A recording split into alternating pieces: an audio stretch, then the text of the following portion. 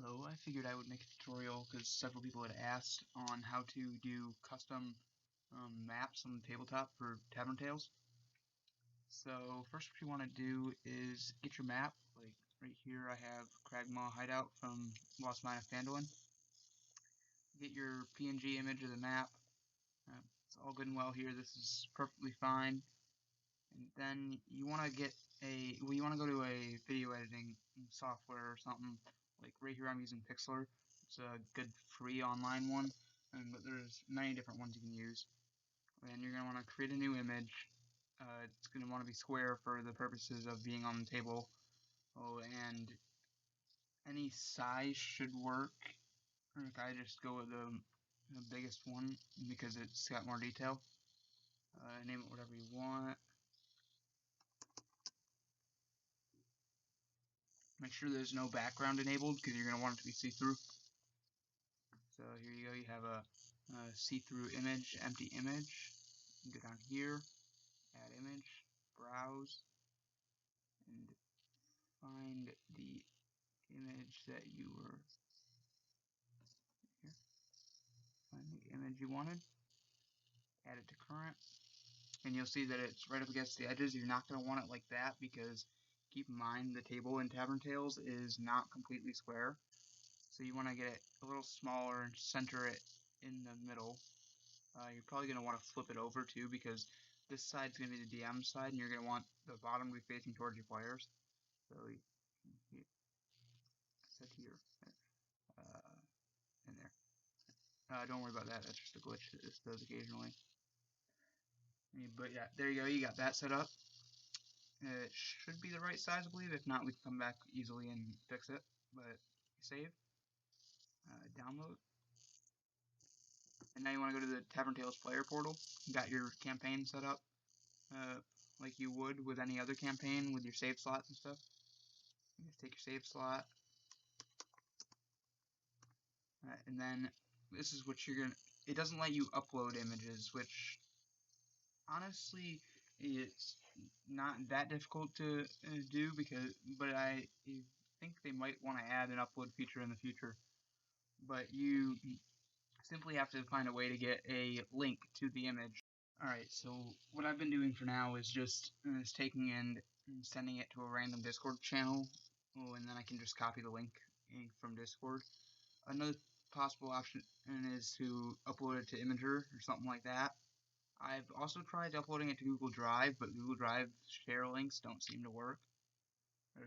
Any way you can get a link for the image, it'll work. So like here, I just test map right there, upload, and then I can left click and copy link. Bring it over here, paste it in, and there you go, you got it on the table in the preview. And you can see where it is. You can't move it or anything, but you can see where it is. Make sure it's how you want it. I probably could have done with making it a little larger, but it doesn't matter. Or it'll be okay. It'll work. And then when you're satisfied with it, you can just hit save. And that save slot will be available to you in-game, and it will have it on the table. So I will jump to there and show you that. So here is it in-game. You can see how it has this nice effect, almost as though it's backlit from under the table, which I really like. It just has a cool look to it. You can take and stick your minis on the table and do with them as you would like. You can set them up to the grid. You can use it for combat, you can use it for dungeons, all sorts of things, whatever minis you want. You can move them when you need to. The normal D&D stuff like you would do on a regular tabletop. You can also roll your dice across the table like you would in a real tabletop, which with the 3D maps, it's not as easy because there's not really any flat areas to do that with. At least not any open flat areas. Another thing you can do is if you go into interior tiles, there is this black dungeon tile, which you can turn the snapping off, and you can just clone it over top of a area in the dungeon or something to create fog of war, or if you don't want your players to be seeing that yet or they have not encountered that area yet, and then you can just remove it and save and load the encounter or again when they have reached that area, so they can see what was in that room or that specific part of the cave or dungeon or whatever. Another thing you can do is with these larger maps, you might notice that the miniatures don't quite fit as well onto the grid when the map is this big, because the grid is a lot smaller. But luckily, with Tavern Tales, you can scale the mini size. So if you just point and click with your trigger button at a mini, you can look at your arm and you have several options. You can disable low gravity for that mini, which does as you would expect. You can change its health like you would with any other mini as well, like your player characters or something. I would not do this currently though, because that can cause you to crash.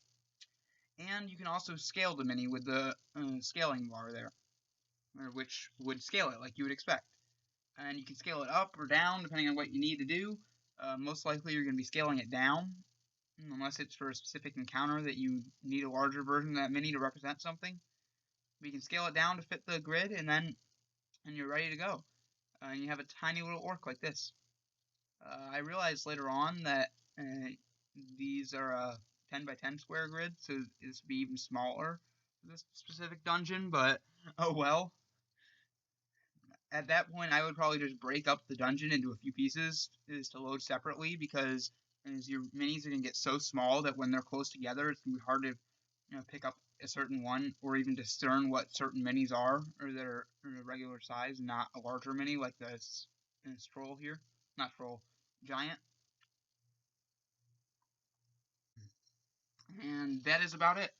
I hope you found this useful in some way.